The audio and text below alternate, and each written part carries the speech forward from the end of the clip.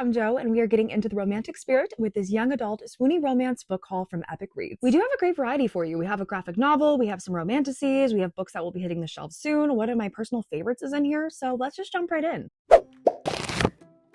First up is Where Shadows Bloom. This is by Catherine Bakewell, and it is a YA sapphic romantasy. This is actually a brand new 2025 release, and our two main characters are Ophelia and Lope. Ophelia has always dreamed of going to this certain place where the shadow monsters who roam her homeland never go. They never trespass, and it's because it's actually the court of a king. Now, Lope has actually spent her life in a very different way as a knight, and she has spent that time defending Ophelia and these other people in this homeland from the shadow monsters. But of course, she has a dream too, and that's actually escaping with Ophelia. As we delve into the story, the shadow monsters do get too close, and so our two main characters end up on this journey to the place Ophelia has always dreamt of going to. This one does have quite the combination of terrifying things like gods and monsters and shadows and secrets.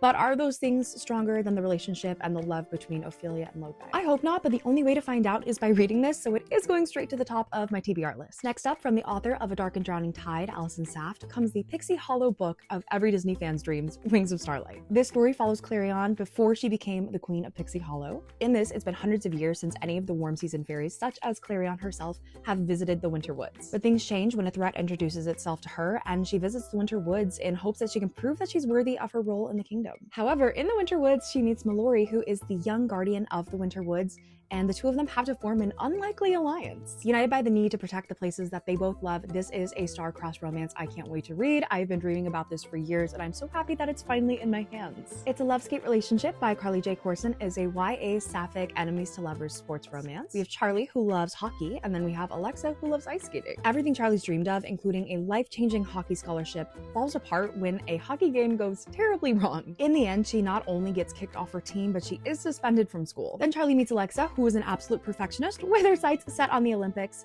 However, her partner does get injured, so Alexa and Charlie decide to make a deal. Charlie will fill in for Alexa's partner until they're ready to get back on the ice after their injury, and in return, Alexa's mom will use her connections to try and get Charlie back on her hockey team. As the two spend time together, it does seem like their feelings become deeper than they anticipated, and the question there is how that not only affects their relationship together, but how that might separately affect their long-term career goals for hockey and ice skating. I'm really excited to talk to you about this next one because it's actually one of my absolute favorite books I read last year.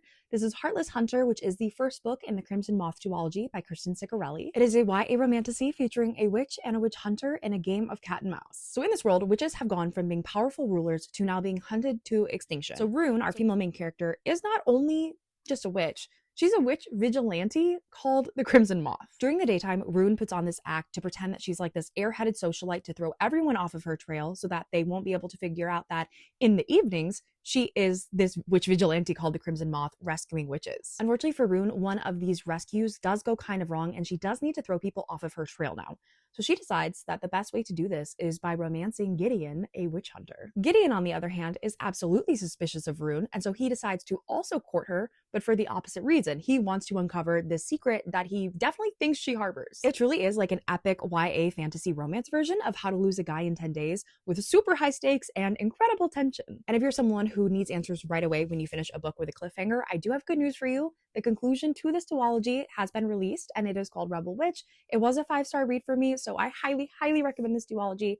So good. The next YA Swoony romance I have for you here is Dungeons and Drama. It does have a fake dating element. It's the first in its anthology series, and it is by author Christy Boyce. We meet Riley, whose long-term goal is to become a director on Broadway, and whose short-term goal is to bring back her high school spring musical. But her plans are thrown off when she's grounded, and her parents decide that her punishment is going to be spending time working at her dad's game shop. However, Riley does immediately start scheming. She asks this boy at her dad's game shop to cover her shifts so that she can focus all of her attention on this spring musical. And you might be wondering, what does he get out of this deal? So the thing is that she promises him that she will flirt with him in front of his crush to make the crush jealous. But lines get blurry when she decides to join his Dungeons and Dragons game, and she starts to realize that maybe her flirting might not be all that fake anymore. And right here, I do have the second book in that anthology series. This one is called Dating and Dragons, and our female main character in this one is named Quinn, who has just moved and started a new high school. She is invited to join a D&D group, and she does accept, hoping that this will be a good way to make new friends. But there are some catches to this D&D group. First of all, Logan, the guy that she met on the first day of school and has a little bit of a crush on, is in this group. And secondly, the group does enforce strict rules, such as no dating between members. But upon joining the group, Quinn finds that Logan goes from charming to insufferable,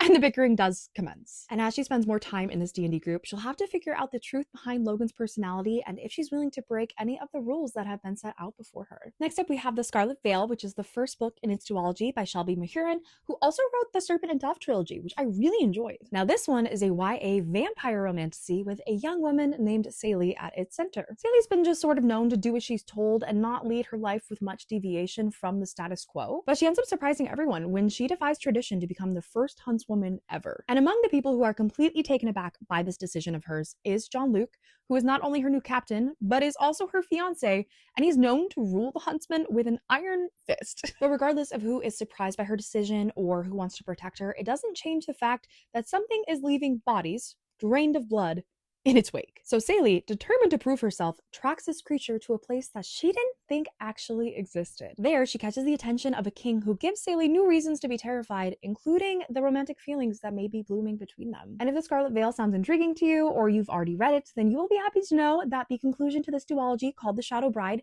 is releasing in March of 2025. It does seem to me that the first book ends on a major cliffhanger, so I am feeling particularly lucky to be holding the sequel in my hands right now. There are some big changes for Sally, the person she seems to be interested in, and the world around them. And now it's time for me to read both books to figure out what types of resolutions or potential heartaches might be in store. And rounding us out today is this YA sapphic romance. It is a graphic novel titled Kirby's Lessons for Falling by Laura Gao. Releasing soon, the story is about Kirby, who is known to be her high school's top rock climber, but she does end up getting injured and is out for the season. But she does need extra credit still, so she finds herself very reluctantly joining the newspaper club. There, she's forced to work on an astrology-based love advice column with a girl named Bex. And this is definitely an opposites attract moment, because while Kirby is sporty, Bex is more interested in things like tarot and crystals. And as Kirby starts to realize that she might like Bex more than she originally planned, there are some things for her to think about or be worried about, such as how her family might react and how her church community might react. This is a coming of age story that really focuses on the idea of how there's more than one right way to fall in love. I have actually read this and I really enjoyed it and definitely do recommend. Thank you for hanging out with Epic Reads and with me today during this YA Swoony romance book haul. In the comments below, we'd love to see which book you're currently reading and which books from this haul you're adding to your TBR. And be sure to subscribe to Epic Reads to follow along for more videos like this with other epic book hauls. We'll see you in the next one. Bye!